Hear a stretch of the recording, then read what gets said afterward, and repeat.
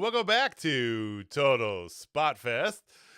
That is Jamie. I am JJ. That is one Mr. Austin Reddick. Hopefully we don't sound crackly, but thank you for watching. Thank you for listening. Are we good? Are we good, Jamie? We sound amazing. Oh my God. Oh my God. Good. We're probably going to freeze. We're probably going to randomly freeze in a half hour here, but hey, we sound good. So, it's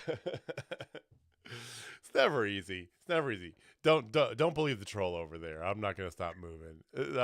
Thank you. How long you can keep that up? Oh yeah. Well, I mean, if anybody has watched our Halloween special, we know that Jamie is the king of committed to the bit. So I think he could keep that up for the entire show, just like he kept up the whole Undertaker for the whole show. So let's just see if he can last. See how long he can last, right? Thank you guys for watching. Thank you for listening. Thank you for joining in with us this evening. This is your first time here. Hello and welcome. This is Total Spotfest. We do this every Wednesday, approximately around about this time here. Hit that subscribe button down below. Give us a big thumbs up while you're down there, and follow us on them internets at Total Spotfest. So, all right. Eyes burning. I go. Oh yeah. With you do freezing with your eyes open. That's the killer, right? You know, because position wise you're fine, but the eyes that get you. I'm good now. Yes, AEW did crown new women's champion. New champion, brand new champions. We got to talk about tonight. We had. I got a simple question I'm gonna get to when we start talking about the C2 as well, but. Jamie, Austin, how the hell you boys doing this week here? We got football going, fantasy playoffs. Christmas is barreling right along here. It's cold as all get up outside. How you boys been? Been all right. Not excited about my Bears losing on Sunday, finally, but welcome to the club, bud. They've still had more this season than I've seen from them in a long time, so still happy about it. Just raise your hand if you're a fan of a first place team in the NFL. Please raise your hand. Anybody else? Just okay. Dude, all right. Okay. Your team is just so amazing. We are in first place, and you're not. Of the worst division in the NFL. Hey, still get you in the playoffs. I've got a follow-up question though. I was like, raise your hand if your team has a good shot at making the playoffs. Yeah, that's accurate. I'm not raising shit.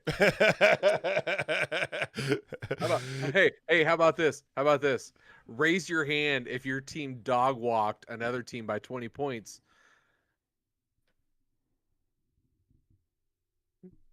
Rock chalk, bitch. oh, you're talking about that team. Rock chalk. I forget. I always forget it's basketball season because I don't pay attention to basketball. You guys thought you were hot shit, and then you met us, and then we remind you who we are. Okay, for the record, I never said we were hot shit in basketball. Okay, last year we were really good. This year we have no offense because our star freshman is out until like February or something like that. So it's like, yeah, we've got Mark Mitchell. That's it. So yeah. You can't shoot. Right, we don't have any fucking offense. We got one guy. And he's a post player. How you gonna win that? That's okay. I am excited for the Gator Bowl, though. Hey, what bowl game you go? Oh, We bowl declined. games. I don't know how you guys even got an invite. How'd you guys even get an invite? Because your other team. All this shit. We said no.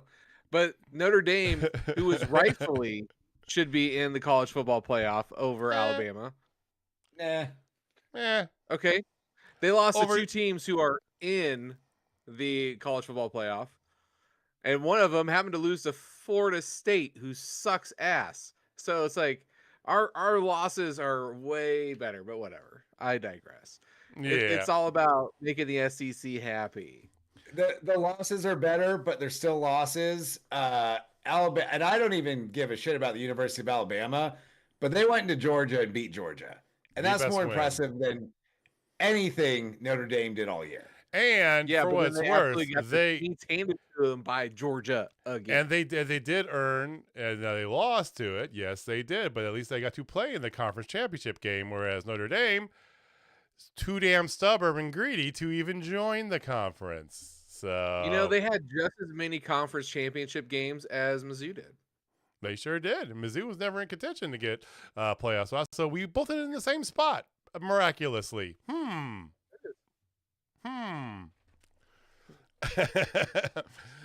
Well, one of us going to enjoy the bowl season this year. It sounds like. And the other one took their ball and went home. I think it's funny because it's like you had a couple. I swear we're gonna get to wrestling in a second, y'all. You had several teams that, and I know some of them like K-State got the whole new coach, and okay, I can understand declining a bowl. You got transition. Okay, it happens, right? Coach Klein. That's all I want. I just want that to happen so bad. It's too late for that. Some teams started declining bowl bids, and then so they got to the point where they're like, well, fuck, we gotta get bowls. So they started asking teams that didn't even qualify, like KU. Like the only way KU got an invite is because other teams were just like, no, we're too good for this. There's just too many bowls as it is. Like you don't need that many. I know. I mean, eventually there's gonna be the Total Spotfest Bowl, guys, because we're gonna get so big. It's gonna be amazing. It's gonna be amazing. Well, we got some wrestling to get to. We are trucking along. It's gonna be interesting how they do this run up to World's End. World's End is, of course, 2 days after Christmas, and no go home next week. They are gonna do a go home. Quick little heads up, we may be a little scuffed next week because I'm going to be in a freaking hotel on Wi-Fi running all this shit. So that's going to be fun. But we got some wrestling to talk about this week, boys. We do. Okay, so since the Continental Classic started, Austin Reddick's favorite time of year. Absolutely. Dynamites have been, shall we say, outstanding thus far? Is that a good word to use? Are we good there about going too far out of bounds? No, that's well within bounds. Okay. All right. Agreed. Was tonight maybe the best thus far? Do they just keep one-upping themselves every week? Or is it just a matter of putting Kyle Fletcher in front of my eyes that makes this product unbelievable? So I think as a whole, I enjoyed last week's show a little bit better, but there's not really a wrong answer here. Like they're both phenomenal. What do you think, Jamie? So allow me to counterpoint that and say yes, but again, this is going to kind of go into the toxic internet wrestling community of how favorite. Yes, how AEW only puts on all they care about are matches and not storylines. But when you're doing the C2, it's all about the matches. that's the fucking storyline is matches. Yeah, there's a story. Yeah, the storyline is matches. For all of them, I give them a hearty. But that was a middle finger for those listening. But anyway, tonight was great. And it just reiterated the fact that anybody could do anything anytime. And it gives everybody the showcase. Like we had Kevin Knight last week putting on a masterclass, and then here comes Speedball Mike Bailey doing some shit, and his back look absolutely tore up. Magnifique. And I got to see Joe and Eddie in a match, which I didn't get that last week, so that kind of gives it the edge. Okay, that's fair.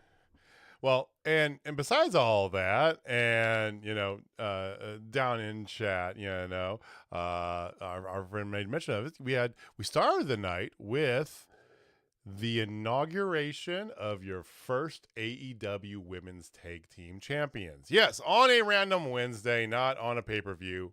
We know. Okay, we've been over this, but I like it though. I think it's fine. I think.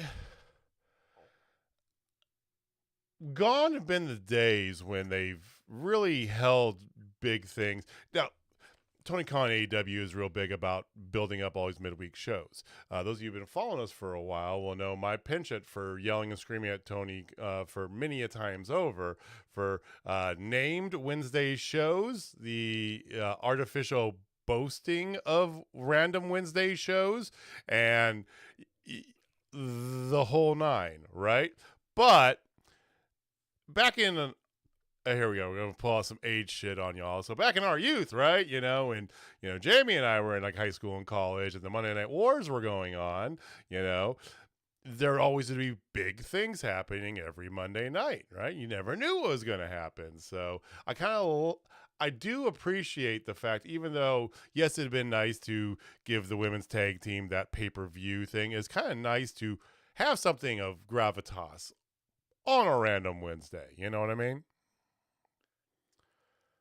Yeah, I had pretty much the same thought. I felt like this seemed like the first big thing or big feeling thing that had happened on AEW TV in a while. Plenty of big moments, pay-per-views. And they've done like shocking style big things. Like we had Blood and Guts a month ago on TV. They do things that seem out of the ordinary on TV, but you don't usually get moments like this. And the crowd cheering for Willow and Harley when they won was one of those just genuine wrestling moments that you don't get too often. Yeah. And going back to what Jamie was just talking about, the people saying it's just wrestling and not stories, that was all story. You have two beloved baby faces who have never quite gotten the job done. I know Willow had a short run in the TBS title, but you have two beloved babyfaces. People are cheering for something good to happen to them, and you got something good happening to them, and that was just one excellent way to start the show. Dude, the fact that they opened with it was amazing. Yeah, like that's all there is to it. They could have ended with it. True. I mean, it's a title, right? Jamie, I just love it. Harley Cameron is a champion in AEW. If I would have said those words to you a year and a half ago, you probably would have just come through my monitor and slapped me in the face, right? Oh, 100%. Because if there's one thing Harley Cameron has taught all of us, you don't have to be good at wrestling in order to get over. Like, plain and simple. I mean, we've seen other wrestlers in the independent circuit who are that way. We're not going to name names, but one might be married to a certain person on this show.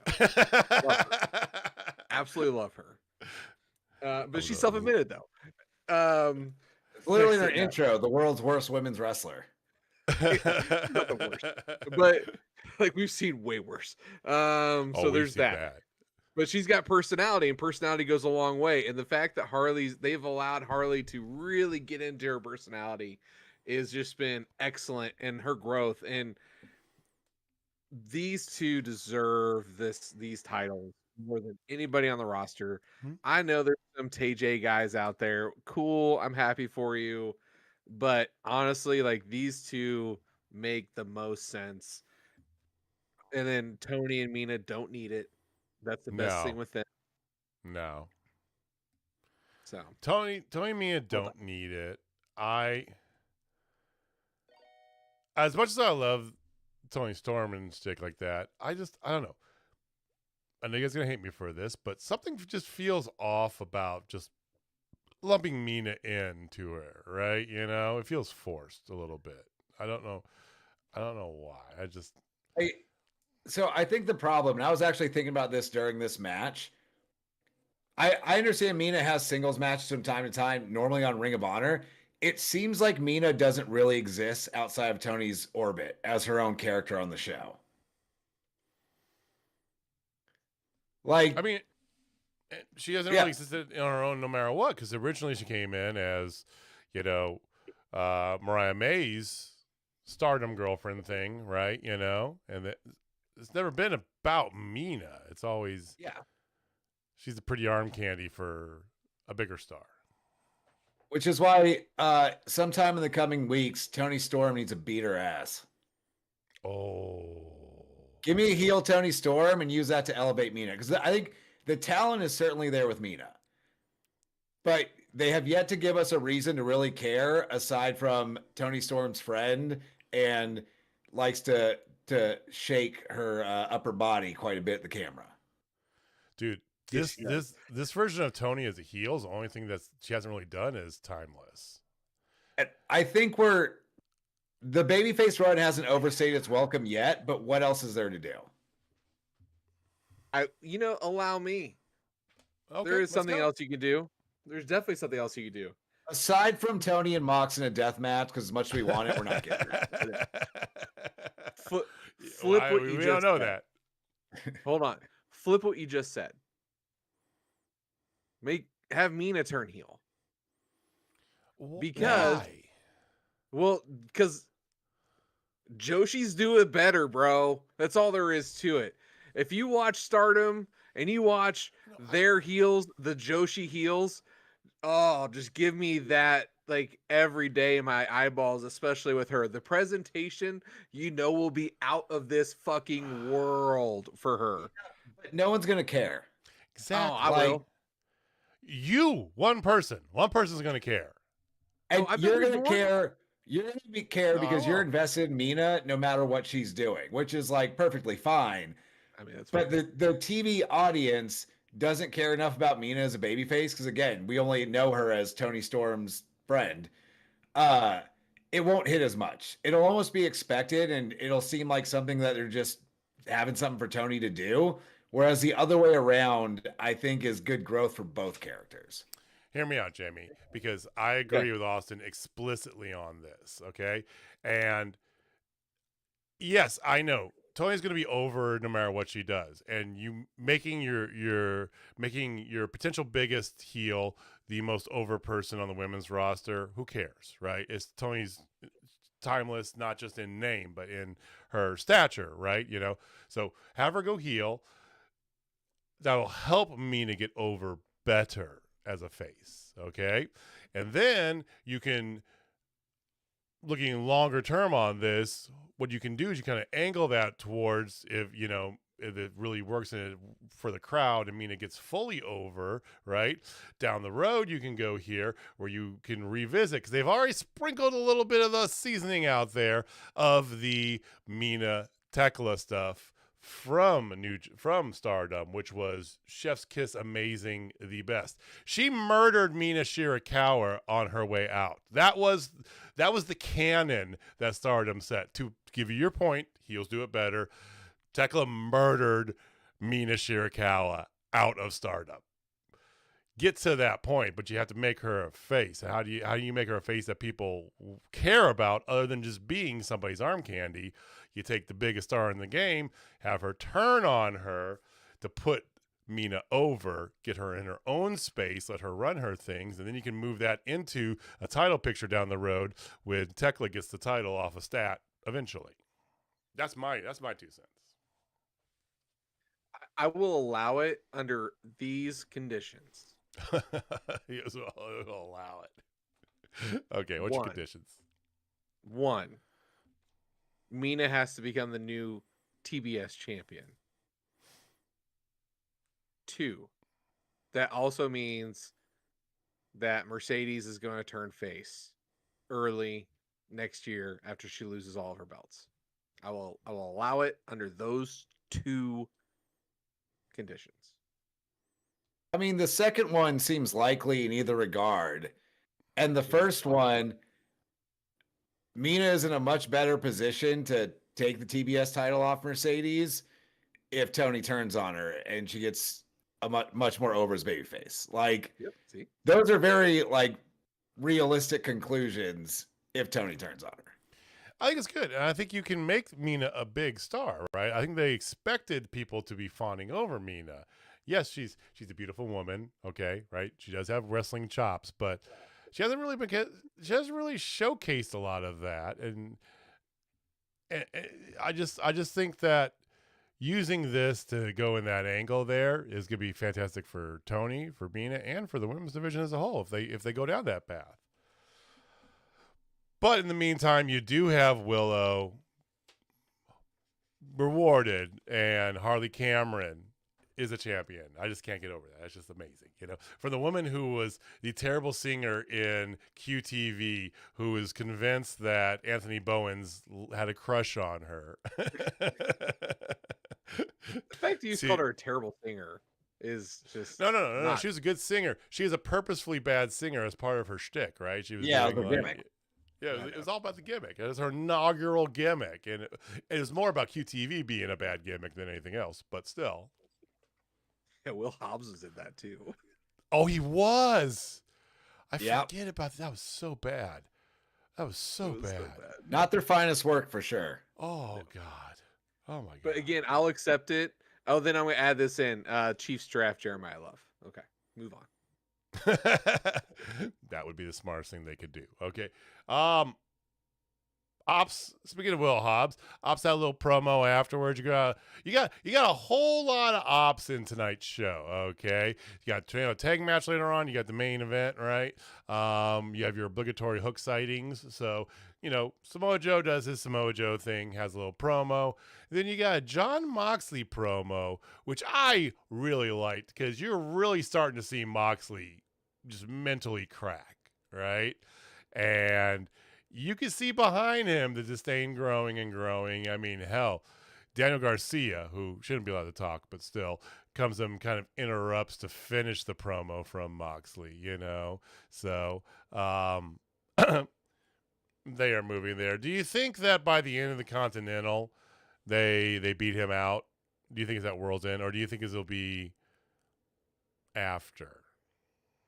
I think by the conclusion of World's End, I think it'll happen. I agree. I think that makes the most sense. It would be the best chef's kiss. Do it at World's End. Okay. Somebody puts the bag over his head at World's End. Give him a little bit of a break, so he disappears for a little bit because he's been their workhorse. Comes back, huge pop, just in time for Evolution. Yeah. There you go. Come back and he'll come back super face too. It's going to be so good.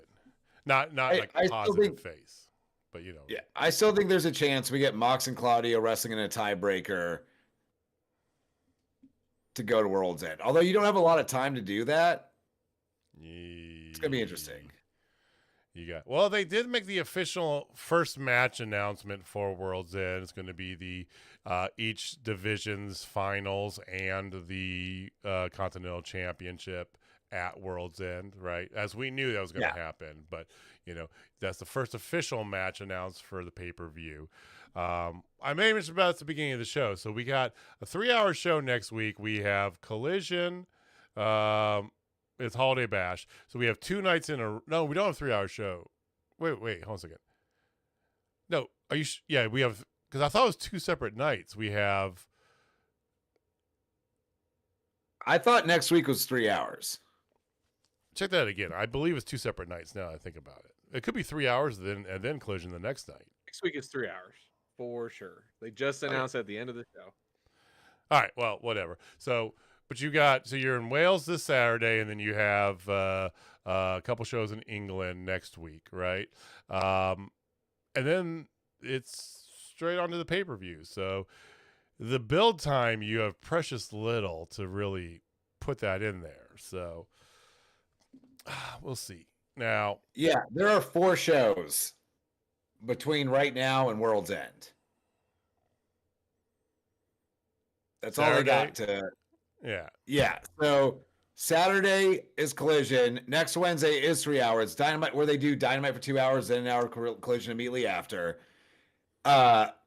Then the following week, or no, that Christmas. Saturday is... Oh, they're doing like a Saturday Dynamite on the 20th. And then a Sunday Collision. So they're doing Saturday, Sunday Dynamite Collision the weekend after Christmas. And then before Christmas. Yeah. It's convoluted, y'all. There is nothing between the weekend before Christmas and World's End the following Saturday. Except for Christmas. AEW shows. Okay. All right. Yeah. Obviously the holidays there, but I'm just talking scheduling for AEW. So yeah, they've got 4 shows to get through the rest of the tournament. So they are doing the show. They're just moving it to the weekend, basically. Yes. They're doing. Okay. Dynamite's getting pushed to Saturday. Yeah, then Collision will get pushed to that Sunday. Okay. Well, plenty to figure out how they're going to do all that. One thing they did figure out is what to do with Darby Allin, which was replace him. Jamie, big smile. Where you at? You okay there, man? They replaced Darby Allin with Jack Perry. I know, but I kind of wanted to see him get the shit kicked out of him a little bit. I was interested in Darby versus Okada. Yeah. Okay, well, so they didn't give you that satisfaction. They decided to give you a better wrestling match. Yeah, we got a dick fight instead. Okay, correct me if I'm wrong. Dick biting is I mean, is that considered a low blow? Is that I mean, where are we at on the rules I think it's treated for dick like biting? I think it's treated like any other biting in wrestling where you get a 5 count to break it. Yeah, you got to the count of 5. We need to consult Nick Chen. Yeah.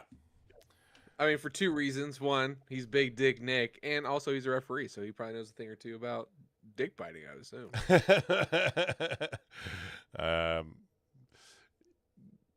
I can say nothing to that.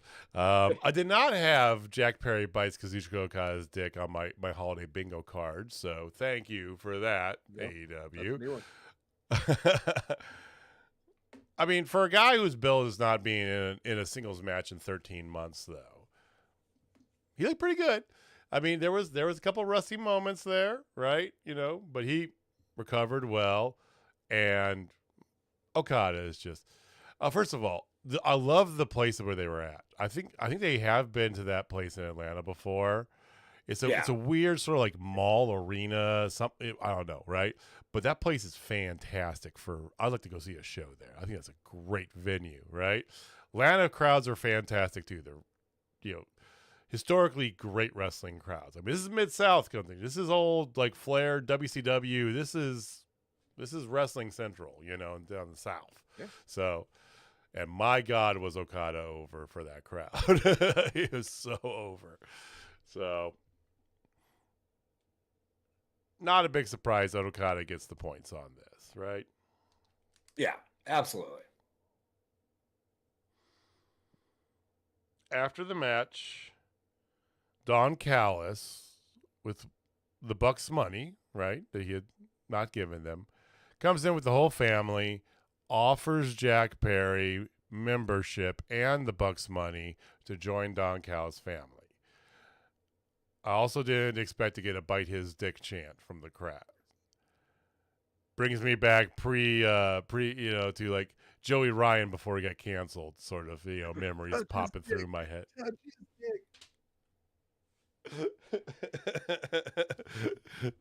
Did two guys say that the show after he was there to other wrestlers? Yes, we did. He's charged. You had Davey Vega looks directly at you, stop the match, and tell you to shut the fuck up.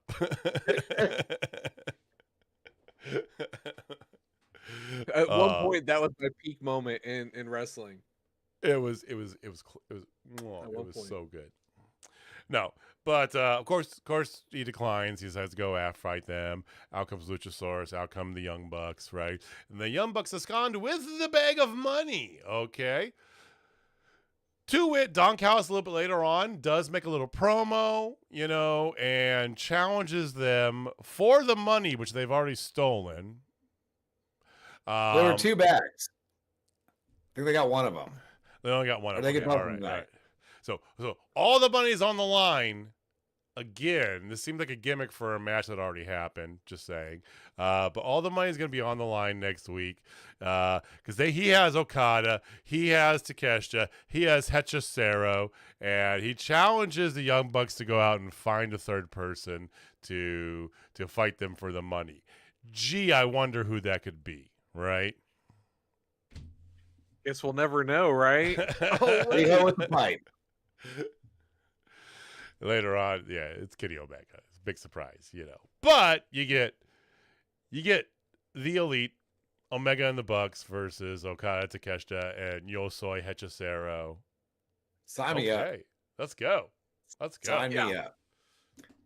I do gotta say real quick though, going back to the post-match stuff, if there is one thing I feel like AEW never does particularly well, it's the multi-man run in and save the day. It always seems awkwardly timed.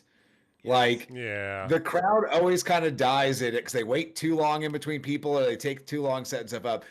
Same thing, like after last week's main event or the final segment of last week's show, every single time they do one of these multi-guys running in waves, it's never timed properly. No. It's so bad, dude. It's so bad. Like, hold. It's like Braveheart.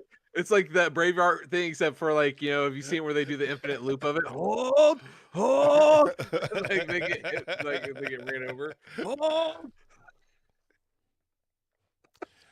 I mean, I miss the days where you just had the good old fashioned, locker room clearing, right? Why does Luchasaurus come out all by himself to his music, and then also? Why? I understand. It's like it's a promo. It's part of the show.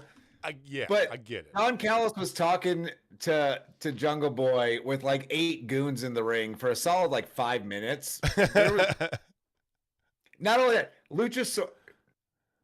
My brain is getting blown by the lack of logic. It's one of those small times where I have to step in. Whoa! So you're on thin ice there, but go forward. The Dinosaur Man's best friend is wrestling a member of the Don Callis family who is extremely notorious for always running out with multiple people and beating people up. I understand he can't be at ringside for the Continental Classic, but couldn't he have been hanging out backstage right next to the entire Don Callis family that was coming out? Like, keep an eye out, dude. Is all I'm saying.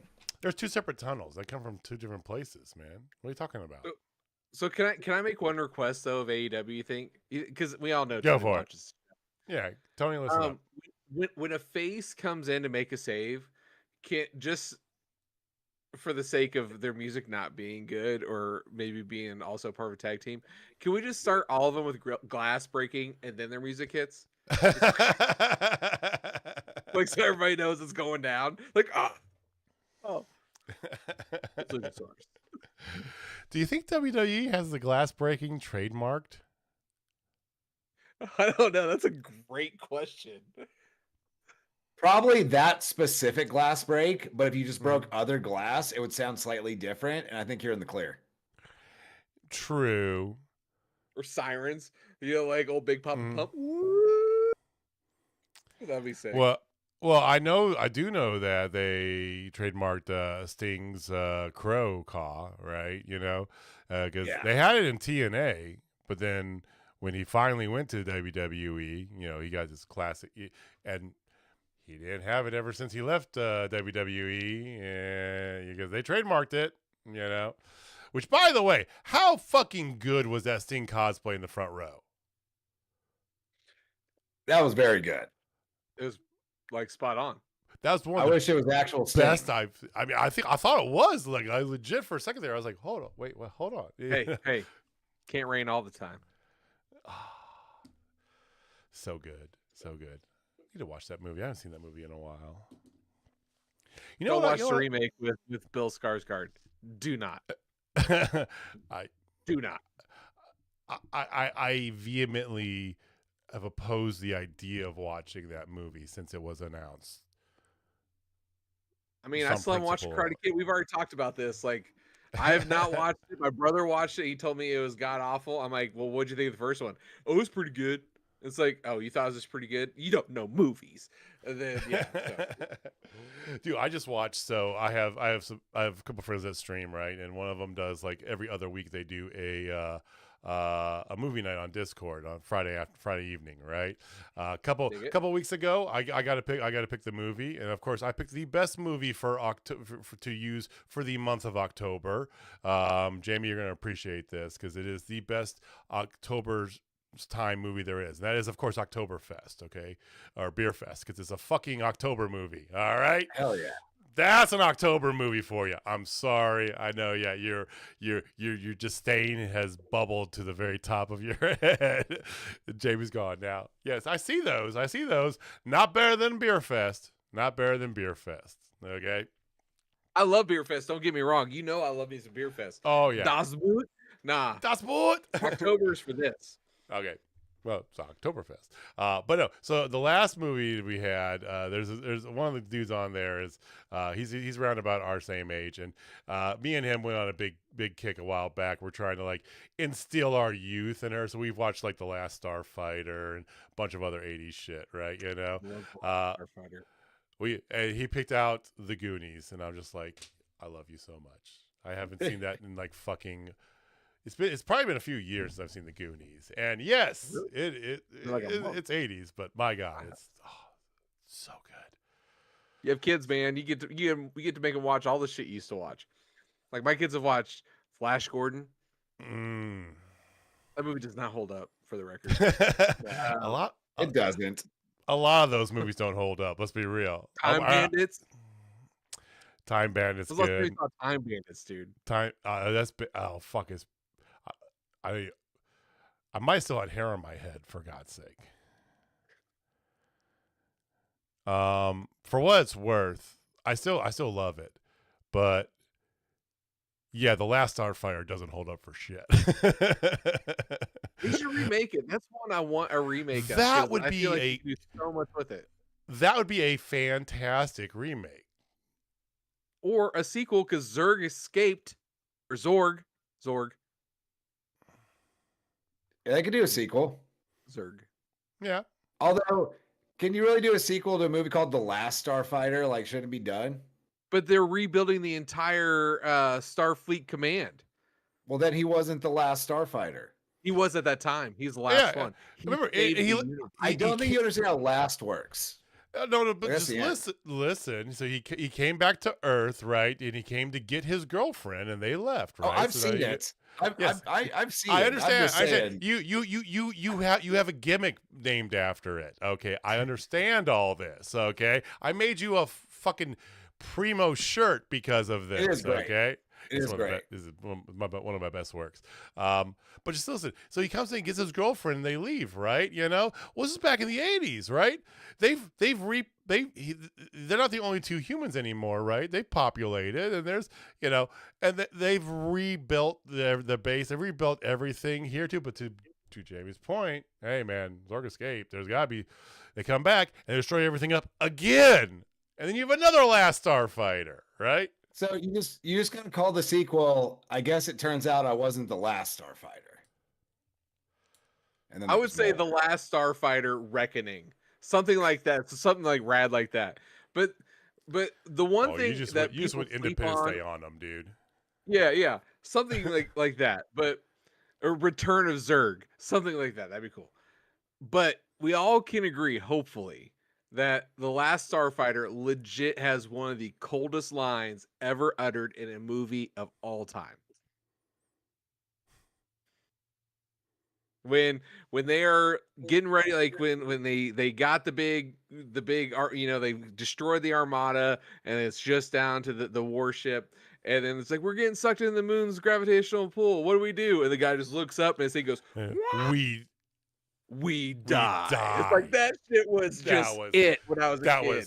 That was bomb. It got me fired up. Bomb. What else do we do? It's up there. Die. I think it's still slightly below. If he dies, he dies. Wow. Okay. But it's close. Touche. Honorable mention for sure. Think of the die. Yeah. It's basically the same line, just changed a little bit. Maybe that's what we should do in October, is rank our die lines. Die lines. Hey man, you've got 10 months to figure out next October what we do, man. I don't think I haven't already started thinking. He's got a whole notebook already prepared and stuff. We got charts and diagrams. You gotta throw the no, Mr. Bond, I expect you to die is gonna be up there too. That's a good one. Yeah, that's a good one. God, there's so many great die lines. Okay. Back to wrestling. That gives us 10 months to figure out the best die line for Lord of the Rings as well. We can go the best wrestling one. Lance Archer, everybody dies. Oh, that's super cool, right? That's a really good gimmick that I wish was bigger. You know, he just never. Anyway, and his music has that too, which is fantastic. I'm sorry. All right. Mercedes had a little video promo. Okay. I don't know what that accomplished, but it was there. Yeah, Eddie Kingston little dropped the belt though on Saturday. Yeah, I mean, it's starting. Eddie Kingston a little promo. Of course, pointing out, and I know Austin popped hard for this, 50-year anniversary of Terry Funk winning the world championship. Okay. That was his famous the crying, yelling in the microphone night. So maybe it's Eddie's night. Who knows, right? You can hope. Yep. So Briscoe had a little promo. He comes out to the ring. He's interrupted by the Death Riders, specifically Daniel Garcia, Wheeler Yuta, and Marina Shafir. Okay, so again, they're ever so slightly just breaking off a little bit more, right? Triangle Madness is backstage, just beating up bitches, and here comes Chris Statlander. Challenge has been accepted, so you're gonna have this Saturday, or is it next week? No, I think it's this Saturday. You're gonna have Julia Hart and Sky Blue versus Chris Statlander and Jamie Hayter. I very much love how menacing they are, and Tekla is not getting in the ring for any of this shit. They are safe. I mean, tell me you're not prepping somebody up to be the person to get that title next without telling me you're doing that, right? Am I wrong here? No, I mean, that definitely seems like it's in the cards. I'm interested to see how long the Statlander title run lasts. They gave her like a small handful of words to say tonight after this, and it wasn't delivered particularly well. Like the talking's just not there. Agreed. But here's the thing with Tekla. Not to sound like a British person or anything, but they are giving her a proper heel run.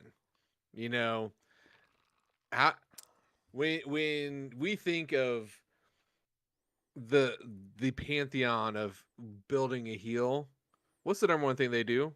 They don't wrestle. Like, that is the number one thing they do. They send their little hench people out, and they do all their bidding, and then they just pull all the strings. That's on the male side, and this is the first true that I can think of in recent history. Like, obviously, there's probably been some, but I haven't thought like since Bailey and Damage Control. I think that's probably the only other time I can think of it. Okay, yeah. Recently, where like they're the puppeteer, and everybody else, and they just elevated them. It literally elevated them without having to do a damn thing. They did that with JC Jane before her initial capturing of the NXT title as well too, right? Okay. They had the other two women always wrestling. JC was always, but then they she got the title. So yeah, it's a good formula. Hey, don't fix it if it ain't broke, right? Shit. Yep, it works. It works. I would not be surprised if they put the belt on her at World's End. I think Revolution feels like it'd be a better time, just because. 2-month run for Stat. Do you feel like that's too short? Do I know? Personal bias aside. I think it's all on how you're planning the longer run version. Because as much as and I appreciate that. Holy hell, I agree with everything Austin says, and we've also her on a mic's not good, right? But they've also had her beat Mercedes Moné twice, right? Which is why I say I wouldn't be surprised if they do it at World's End to put the belt on Tekla if they got some plans for moving in the future, But I think it would I would like to see it go longer. I'd like to see it go to Revolution potentially, to give Stat a little bit longer run, B, really get that fire, that heat going underneath Tekla, right? So that when she wins that belt, she's red hot, right? Plus, once you take the belt off of her, take Toni Storm out of the equation because Toni Storm's Toni Storm. Who face do you have to combat it? You're building up a fantastic heel here, right? Who's there to be the face? Yeah, the woman you just gave a tag team title to, right? Which is why I was like, maybe you do this a little bit. Maybe you wait until Revolution so you get the belt off of Willow, and then you can have Willow there to meet her afterwards. So I feel like when Tekla takes that belt, she's going to have a slightly longer run. So if you're going to go from Tekla to Willow, you could do that mid 2026, late 2026 at some point in time. I don't think World's End's too soon to pull the title off Statlander. I don't think Revolution's too late either. But what more do we want or need to see out of a Statlander title run? Like, I get the logic of using that to build up the heel a bit more, but I assumed she was going to be more or less a transitional champion from the get-go. I think her beating Mercedes was the biggest thing she could do as champion, and the entertainment's not there for a prolonged title run. So Tekla taking it World's End would not be the worst. Yeah. I mean, what do you say, JB? I love Stat. I think we all love Stat in the ring. In-ring Stat is absolutely amazing. And honestly, I got the most personality out of Chris Statlander when I did that VIP thing, like when she talked to us. That was the most personality. I'm like, be more like that. And as soon as she figures that out, then the sky's the limit. Now, will that happen over the next 45 days? Probably not. But my problem is this is a scary thing. Okay. You get the belt on Tekla. Who's next? Do you just run it back with Stat a couple times for like 3 months, and then hopefully you have somebody else heated up at that time? Is this where you do the Toni Storm heel turn or that Mina heel turn, depending on, and then you elevate Toni back into the picture, or you have Mina go into that picture, even though I think she should go to TBS, but then like, we don't have a whole lot of women faces right now that can be heated up to be believable. So, to your point, you got Jamie Hayter right there. Tekla run makes so much damn sense, but you still need to have somebody who's viable. You got Jamie Hayter and you got Mina. That's without getting the aforementioned Willow. If Toni Storm turns heel, she's off the board. But still, Jamie Hayter, you can get a long program out of. You've got Queen Amanado when she's healthy, maybe not a pay-per-view, but a short run to a Dynamite match. Like, you've got some faces you can fill in for a while. Right. You got Alex and like Windsor, we said earlier. Yeah. Yeah, like we said earlier with Mina, Turner face with Tony turning on her, getting a big face run. Like, that's a built-in title feud right there with her and Tekla. Right. Just because of their history. I think. And again, to the point, like you said, I feel like you can give them a long run, right? And it doesn't all have to be if you're giving her a longer run too, some of the stuff is going to be some minor things, right? You're going to have a pre-show match defending it maybe against Queen Amanada or something like that, right? Or Alex Windsor, or, I mean, there's still Riho out there, right?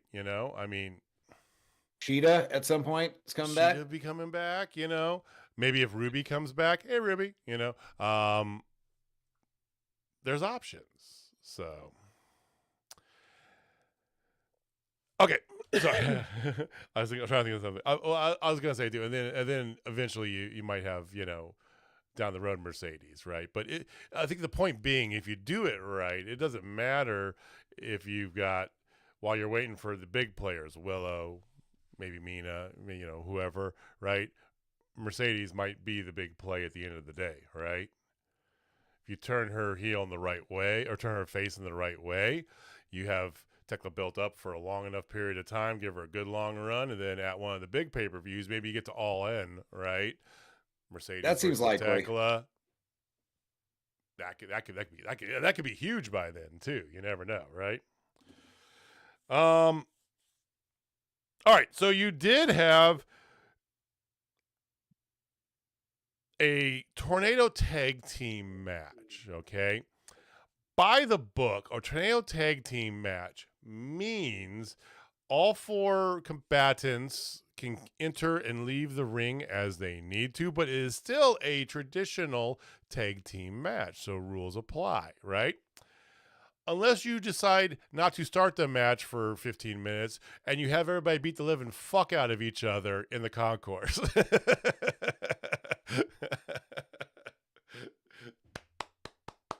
I mean, yeah. I feel like it's a little bit of gray area. I feel like historically tornado tags have more often than not been no DQ as well. It's kind of implied. It's same thing as like a triple threat match is technically no disqualification. Right. It's built into the premise a little bit. It goes along the way with Jamie with Lucha Rules matches, right? Lucha Rules tag team matches, because really the only rule is 1 in, 1 out, and that's a shaky rule at best. Okay. Yeah. We did get a Darian Bankston sighting, though. He got a staple in his forehead, but I miss Darian. I do too. Oh God, he's such a good young. How did you get to know Darian pretty well? I mean, I worked a show or two with him, but like not super well. Yeah, so we've interviewed him, talked to him several times over, and he's such a good kid, man. That dude's head is on. He's smart as all get up, right? Well traveled. Motherfucker lived in London for a good amount of time.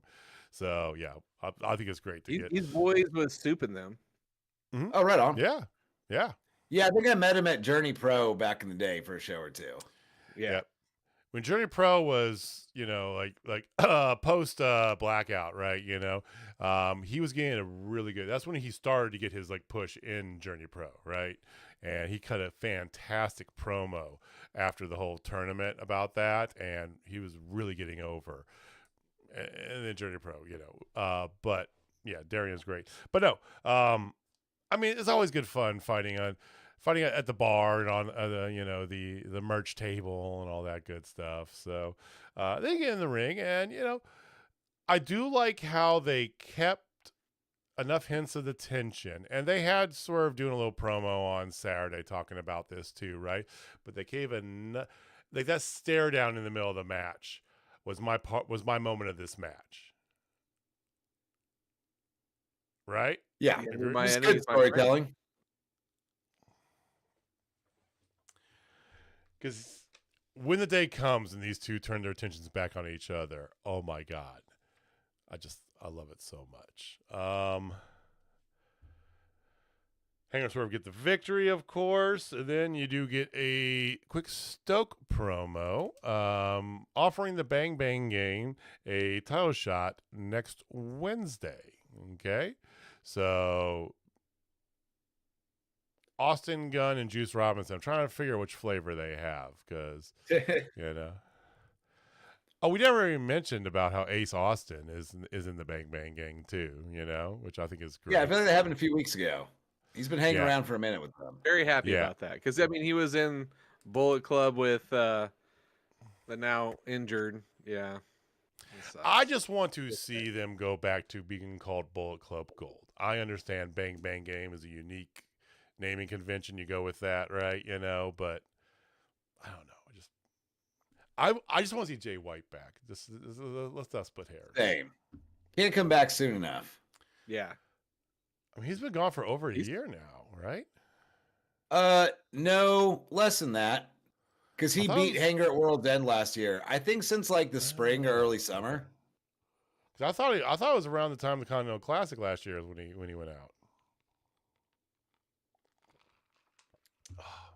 Since possibly, but I feel like he wrestled into the year a bit. Yeah, what, Jamie? March 29th. Okay. March. Okay, all right. So there you go. Hanger did cut a little promo as well that doesn't matter who wins tonight. He's coming for his title at World's End. So yay 50-50 booking. No spoilers. I still think we're getting a triple threat. Okay, we'll talk about that in a second here. So before we get, we're gonna end with that discussion. But okay, we had a run there where we almost didn't really talk about Will Ospreay matches, Jamie, because what was the fucking point, right? Everyone is the next best one there was, right? You know, lather, rinse, repeat is amazing. Okay, have we reached that with Kyle Fletcher? Because my God, I thought last week's match was the best match I've seen from him in God knows how long. And then this happened. Well, when you're the Australian Shawn Michaels. I mean, is he the best in-ring performer in the world right now? Yes.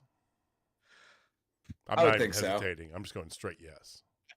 I think with a certain person on the shelf right now, absolutely. Once he comes back, he'll be the one who'd be like, "Well, hold on, that's about it." Yeah, that is taking to the fact that Ospreay is injured right now. Yeah. If it wasn't for that, yeah, I mean, he is definitely my breakout star of 2025. I think so. I definitely say so for sure too. But Jamie, even more than Okada, really? Well, Okada's on his own atmosphere bubble type thing. But here's the thing. As much as I love Okada, and I think we all know this. Oh, we know. It's the same match, guys. That's what I was about to say. True. Like, we don't ever see anything new from Okada. And what he does is fucking excellent. So, like, you don't need anything new. But Kyle Fletcher, it seems like every match there's a new spot or some shit you haven't seen before. Yep. 100% accurate.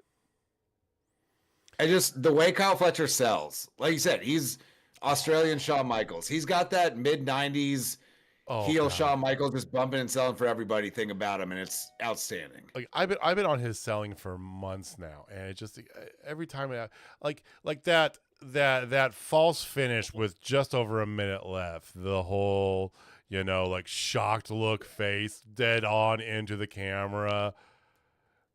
I mean, knowing exactly which camera to look at. I mean, the man he's just so good at it. Every it you want to say he's got it. He's got all the its, man. Oh. And yeah. Speedball, fucking Speedball. We forget how Speedball is. We've seen him in person, so we know this stuff, but God damn. He definitely did put some respect on my name tonight. He definitely had one of those. Right. Yeah, absolutely did. And I do love the fact because I don't get everything was screaming, especially when they get in their 1 minute announce, right? Everything's screaming tie, right? Time limit draw. But no, they swerve us again. and give us Speedball getting the victory. So we haven't had a draw yet, have we? Not yet. No, we haven't. That's there's awesome. There's always one they throw in. When they start getting late in the tournament, they're like, "Oh shit, we got to balance out the points to get the result we need. Here's a draw to change this up a bit." Now I know they have built-in tiebreakers, but something in my craw just tells me when they get down to it, I have a feeling you're going to have one of the semifinals be two members of the Don Callis family, and that's going to be a time limit draw.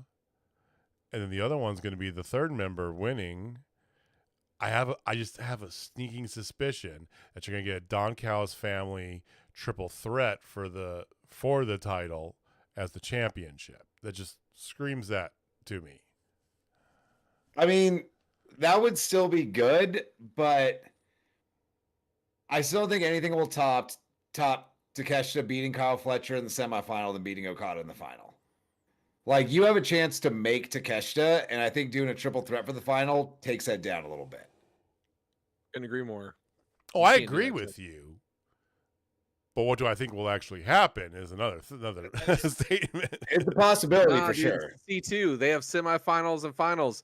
And the C2 semifinals and finals, there must be winners. Okay, there we go. I forgot that little segment there. There must be winners. Okay, all right. Well, still, though, God bless you, Kyle Fletcher. Don't scare me like that. They could still find a way to do it. He had a little palpitation going on there. Oh, I can find a loophole. Runs out, something like that. Makes double count out. DQ. So, all right. So we do have who would they DQ if there's two members of Don Callis family? You know. Anyway, double DQ. Your main event. Which would get John Moxley into the main event, and then he can get beat out. All right, World AEW Men's Heavyweight World Championship: Samoa Joe versus Eddie Kingston. So, a different match from what we just talked about, because we're just gonna have two men beat the living piss out of each other. Go. This is a throwback match. This is a definite throwback match, which is very Eddie Kingston.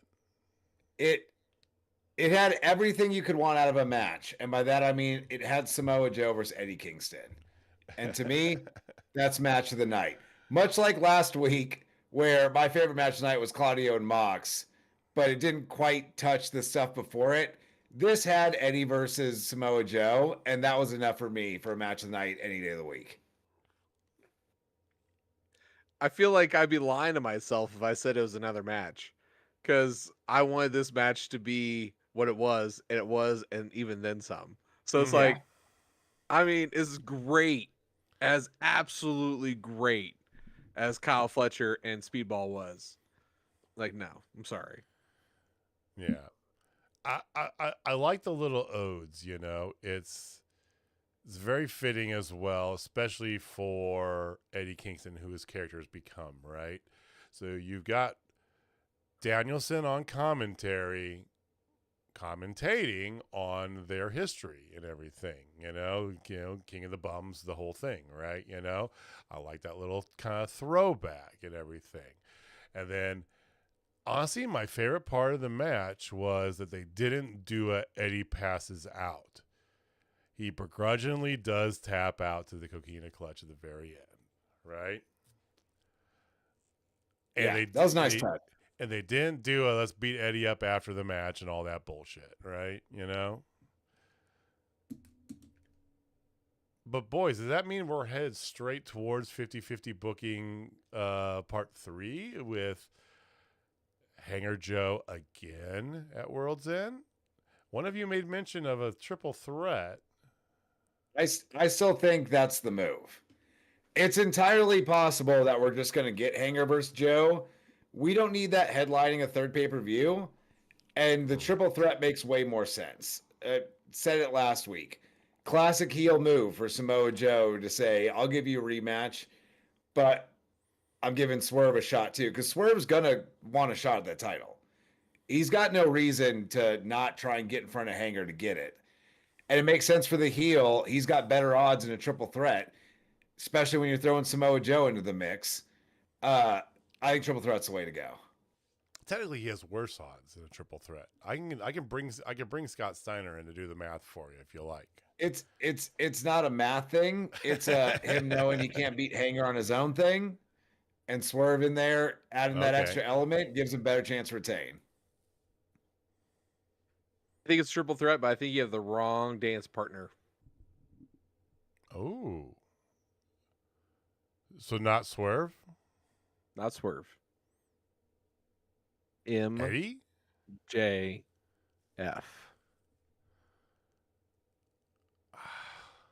It's a possibility. Because they're getting ready to do the Dynamite Diamond Ring thing. It's like this next week. Yeah. And he's got to defend it. So he's going to come out and say he's going for the title at World's End. They left it up in the air last week on if he was going to defend it or not. They planted some doubts last week. So he has never not won the Dynamite Diamond Ring. I mean, Are you really going to give that to anybody else? You can't. It is his It is his identity. I feel like you have to, because it means almost nothing because MJF just wins it every year.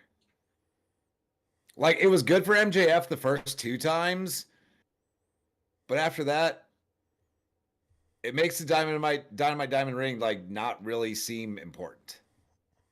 Yeah, but with that big diamond ring, he gets to call everybody pores.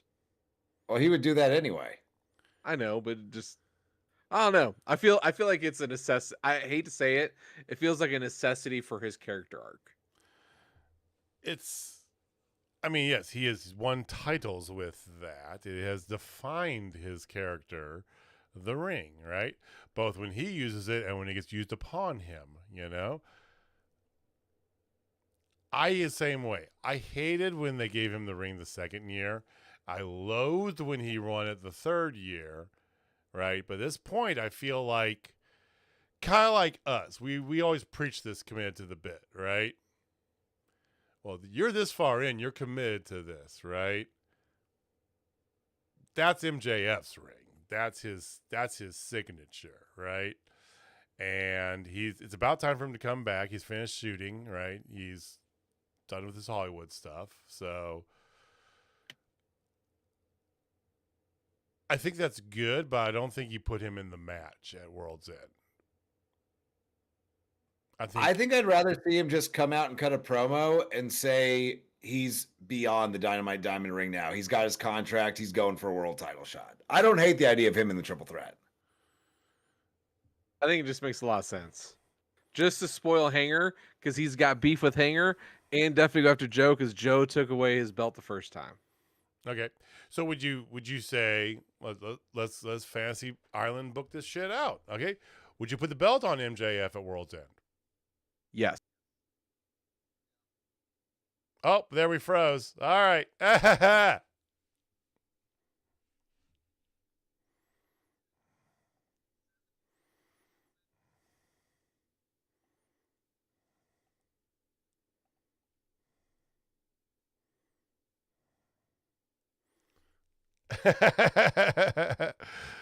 Put a message in there, Jamie. Let them know that we just gotta. Oh, there we go. Hold on 1 second. I think we're back.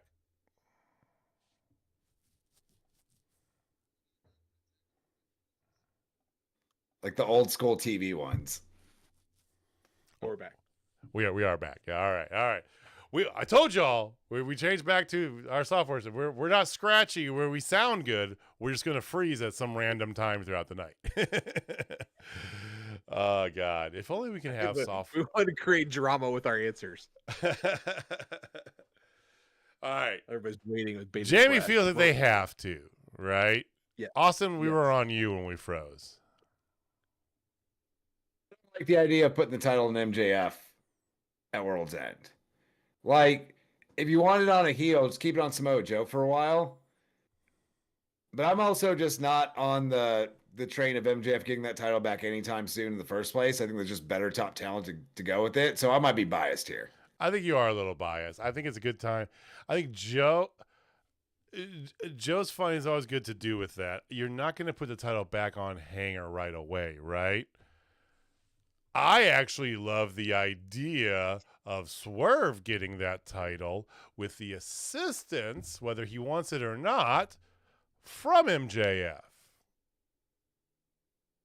MJF's not in the match. Swerve is, but he comes out and he helps Swerve get that title. Swerve takes the title. Does he approve of that? Ambiguous. We don't know, right?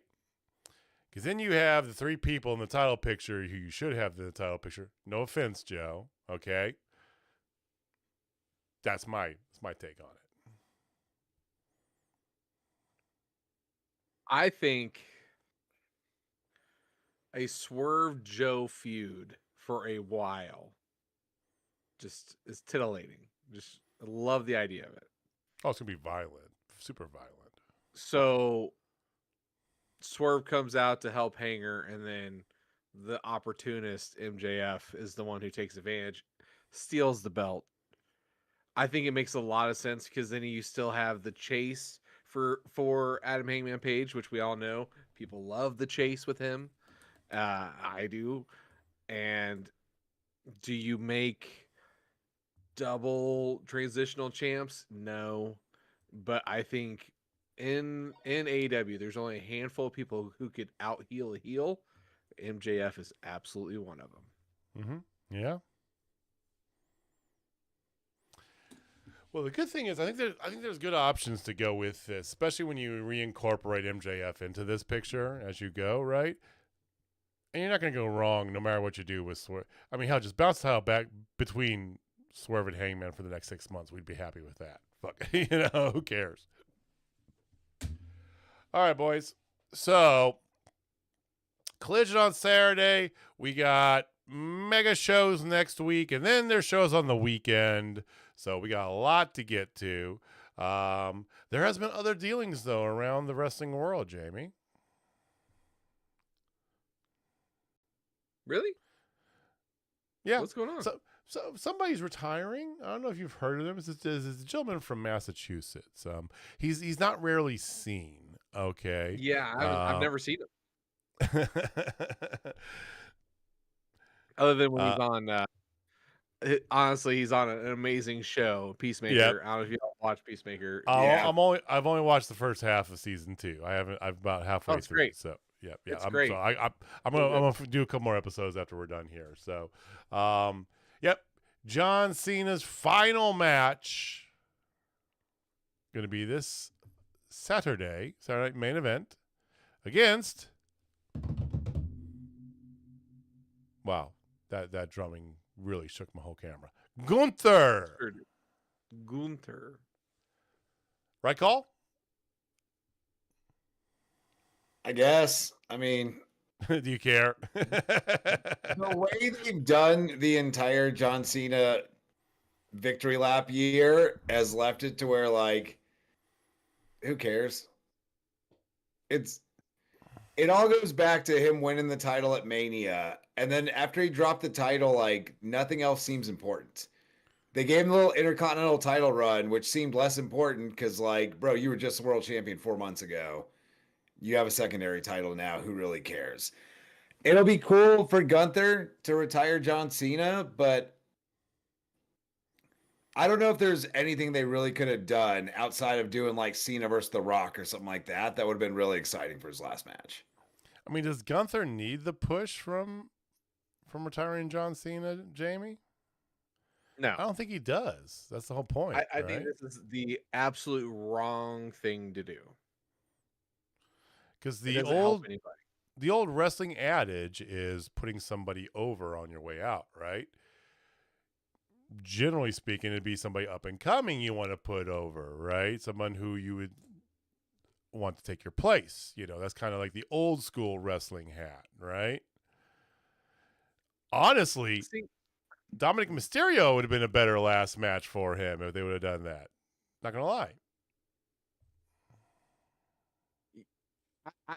I think in this situation, WWE had a great opportunity to button up some of John Cena's biggest feuds during his run. Okay. They did bring back Brock, Graper, Lesnar. Then you had the little brief thing with AJ Styles. He Which did was something with CM Punk. by far one of my favorite spots in the match was their finisher shout out to all their opponents over the years. Yeah, that was fucking fantastic. Great. That was amazing. But I felt like this is a great opportunity to button up some of his stuff because he's buttoned up some of it, even with that weird, awkward heel turn thing. I felt like they missed it. I felt like this would have been a great opportunity for him and The Rock or somebody like of that ilk. Edge. One last time. Just one last time.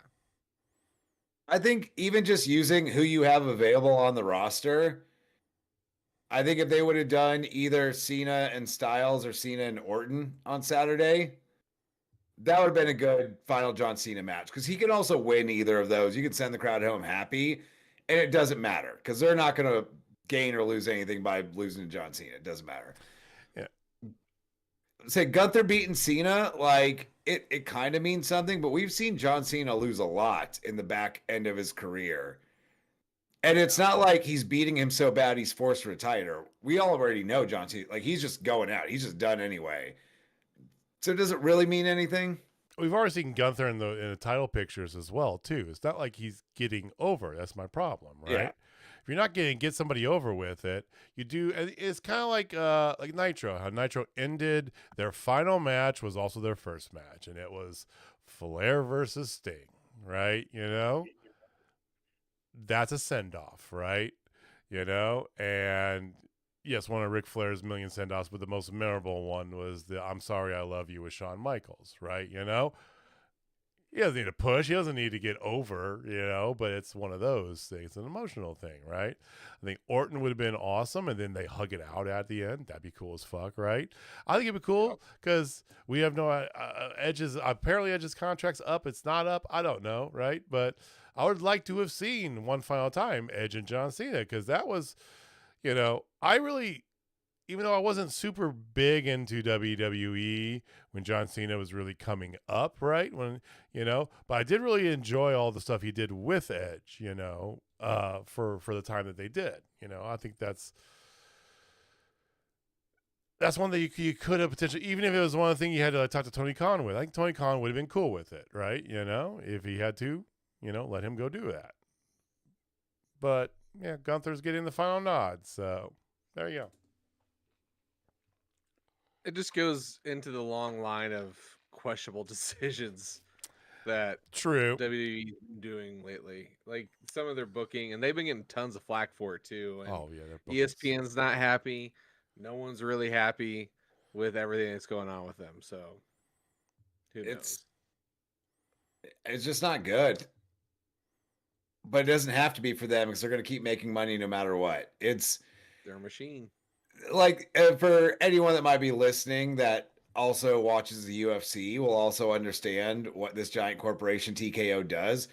UFC's gotten watered down. Even their pay-per-views are not nearly as good as they used to be. They just put on an event every week, just put fights out there. They'll clip the knockouts or the cool stuff that happens, and that's all they care about. They've got their streaming deal, and they're going to get social media impressions, and that's the whole business model. And there's just no room for anything super entertaining in there. Very reminiscent of when Facebook started actually taking advertiser dollars, right? Yeah. Mm-hmm.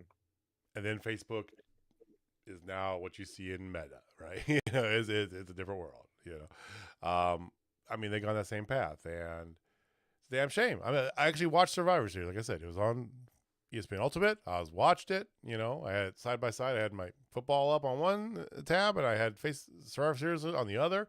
It was bad. Usually the big four are at least enjoyable, right? I don't think any of the big four has fallen off as hard as Survivor Series has. Oh, by far.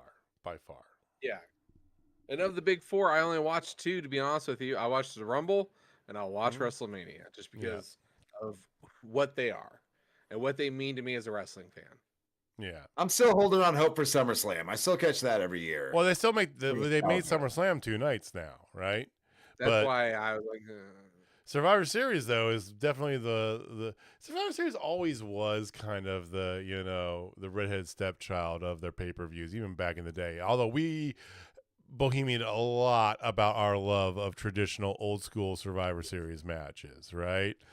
But it always was kind of that around the holidays, Thanksgiving weekend, right? You know, so it didn't really get the attention, you know. That's why they just put everybody in a bunch of big-ass fucking tag team matches and shit, right? So, does John Cena creep into discussion, though, for your Mount Rushmores, by chance? Yeah. yeah. As much as it pains me to say that, you know what I mean? He's up there with the biggest stars of all time. Yeah. He's transcended into mainstream media, not just the movies, but even when he was still an active wrestler, not doing nearly as many movies. He was showing up on Nickelodeon Kids' Choice Awards. He was showing up on Parks and Rec. Like, psych. He has achieved a level of stardom in pro wrestling that I think Rock Hogan and Stone Cold Steve Austin are really the only other people at that level. I wouldn't even put Flair up there on that level of star power. No. Flair is wrestling. Yes. I mean, John Cena is the voice of like 4 companies. He's the voice of Honda, for God's sake.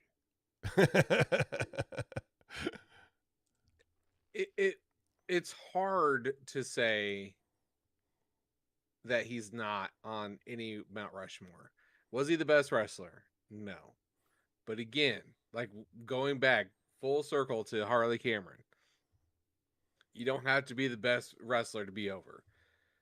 But that guy, as much as I didn't like him because they shoved him down our throat, he never changed. He was committed to the bit. And hell, just on his Make-A-Wish things that he did alone, I have nothing but the utmost respect for that man and what he meant to wrestling at that time, because he was the face after the Attitude Era. They needed to make a change.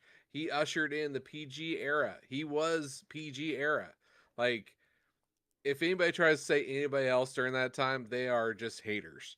Yeah. And quite frankly, me 5 years ago would have said somebody else just he absolutely would have. You know, it's like, I guess as I'm getting older, I'm getting softer. He's getting wiser. But yeah, I would be remiss if I said anything different. And for what it's worth, I'll just say it's about John Cena, that yes, he's not the greatest wrestler there was, but that man put on fantastic matches when they needed them. Like JBL is just calling him Big Match John, right? Was it the best technical wrestling match? No.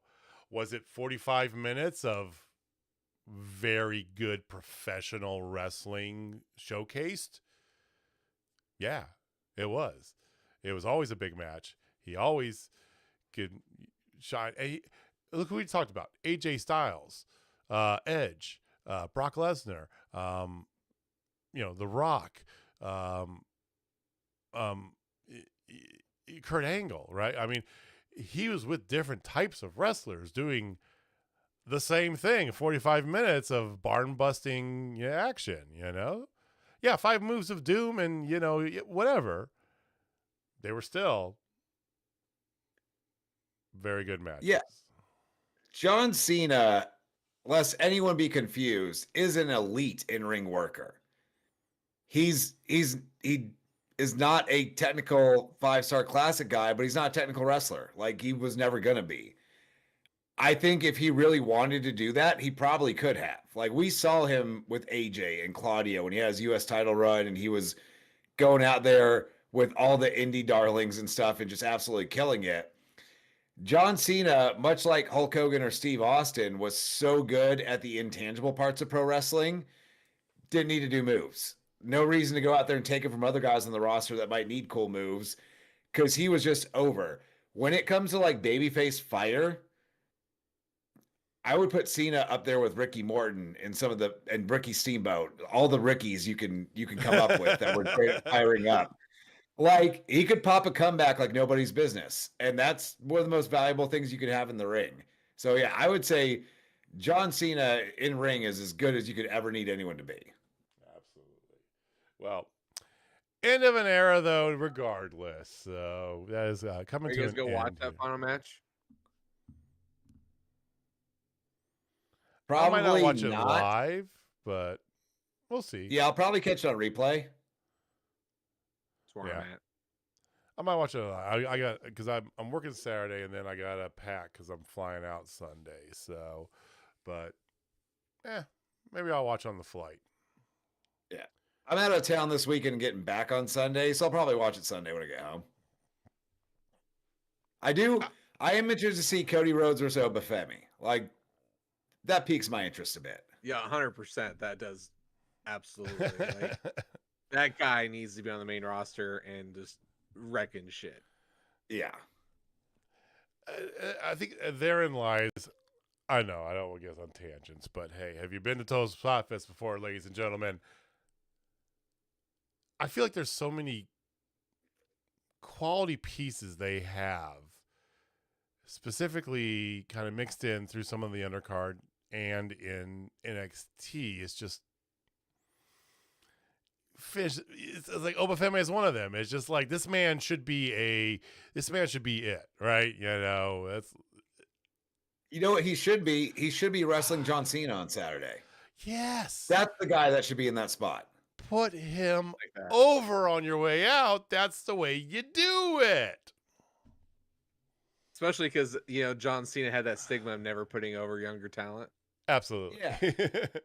Like, Gunther, we don't need to see him wrestle John Cena to know who Gunther is. He's awesome. We already know him. We like him. But there's a lot of the true WB audience that aren't as familiar with Obafemi, and what a spot to debut him into your main roster. Yeah. Like, Cody will do that to some regard, but not the same as wrestling John Cena. I mean, they did that back in the day when they had like the NXT Invasion, and Keith Lee beats Roman Reigns, right? You know, that's the type of stuff you need to get going. Anyway, I miss Keith Lee. I do too. I hope he's doing better. I hope he's doing. Keith Lee was so rad. All right. Anything else you boys want to get to this week? While we're talking about putting people over, how about the fact that once again, I refuse to ever put Jamie over at fantasy football? That's ladies and undefeated all time in fantasy football against Jamie. By far and away was the closest one, though. This was close.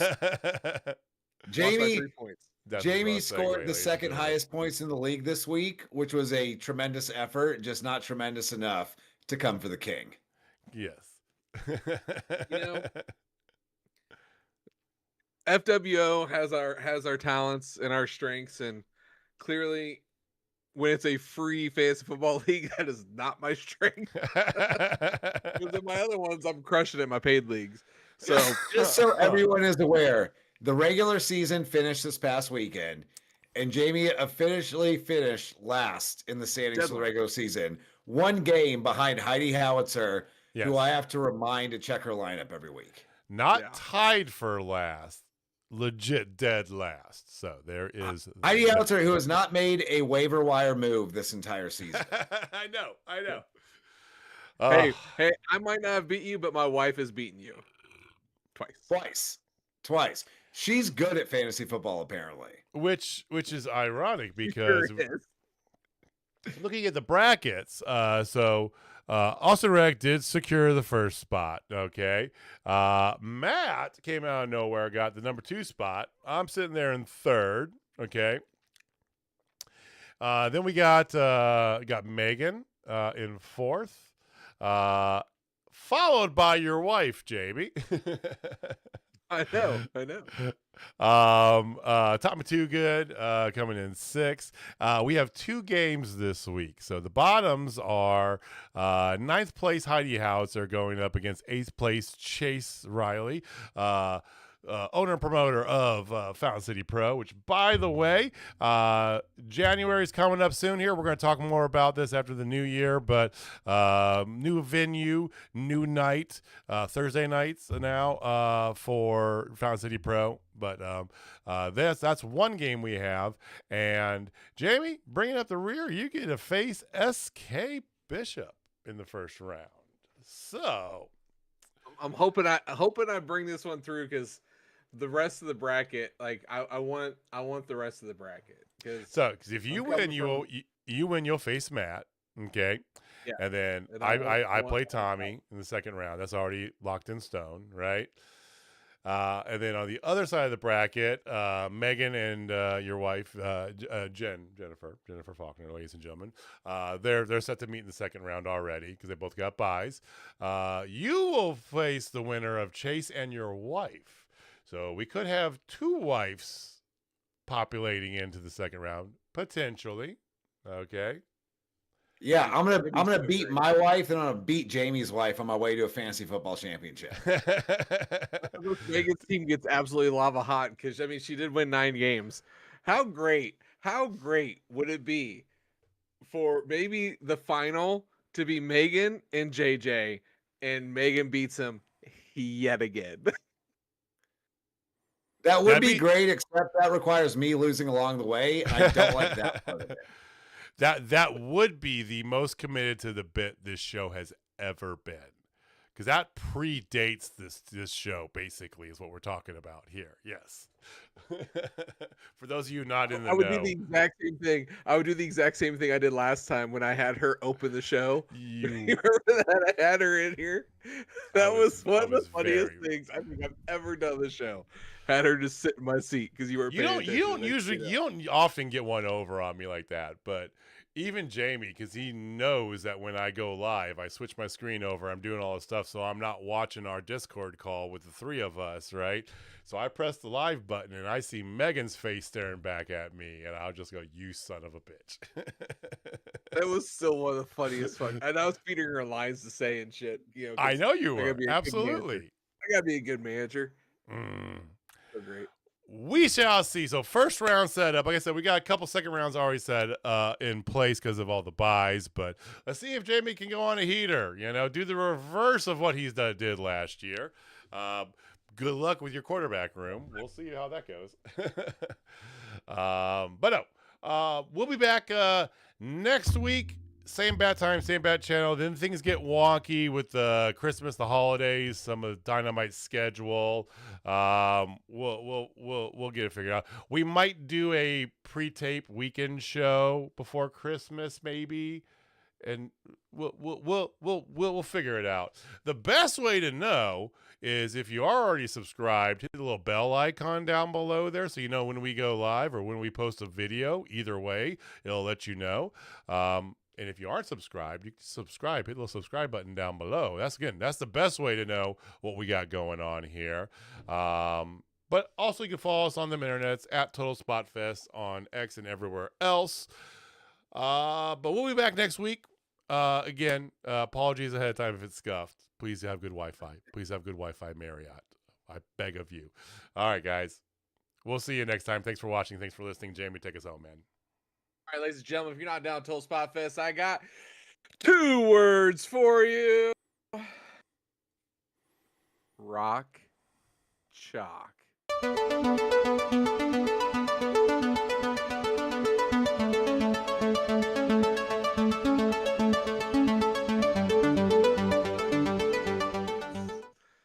MIZ.